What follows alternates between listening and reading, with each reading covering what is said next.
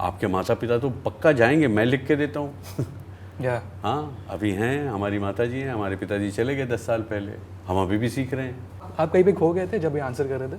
नहीं, बात सही है, यू नो, नहीं, आई थिंक मतलब आप कुछ सोच रहे थे, आपको कुछ। Of course, I mean what he was saying, you realize the value of anyone when you lose them, and there would come a time in everybody's life when they would lose their most loved ones, and that's the only constant of life, and these are the things that you learn.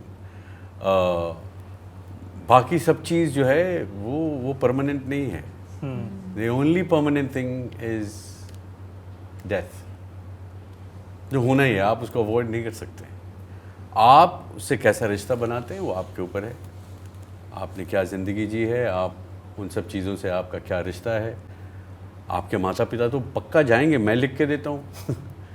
हाँ, अभी हैं, हमारी माता जी हैं, हमारे पिताजी चले गए 10 साल पहले, हम अभी भी सीख रहे हैं। तो and there would be other loved ones that you would lose on the way. So as Shakespeare said, thrift, such is life. You can't avoid something like this. So I mean, according to whoever we are, हमें अपने अनुसार वो तमीज़ पैदा करनी है कि हम मृत्यु से, मौत से, डेथ से हम क्या रिश्ता कायम करते हैं। हम उसके बारे में बहुत पोइटिकली, बहुत फिलोसॉफिकली चीज़ें कह सकते हैं, कर सकते हैं, लेकिन उसकी जो रियलिटी है, it's as stark as breathing and as real as life. You know, and that's the biggest truth. So it's everybody else's learning. आपके कैनवस में आपने क्या पेंट किया है, ये वो आपकी पेंटिंग है।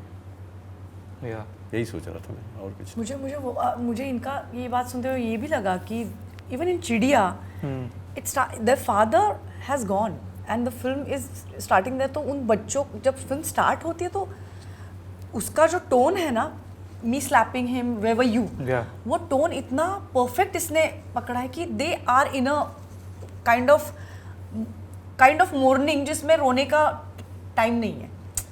क्योंकि वो बच्चा एक अकेला कहीं खड़ा है, दूसरा बच्चा कहीं और है, दोनों कुछ, और फिर वो किसी का आइसक्रीम चुरा के भी भागता है, ऐसे भी उसमें है कि मतलब they want to have certain things but because father is no more they can't have certain things, so they are snatching those things first and then he says sorry also. That's a very wonderful track there.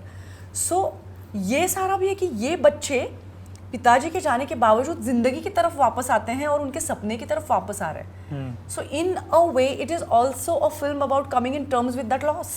Yes. Isn't it? Yeah. अभी मुझे लगा ये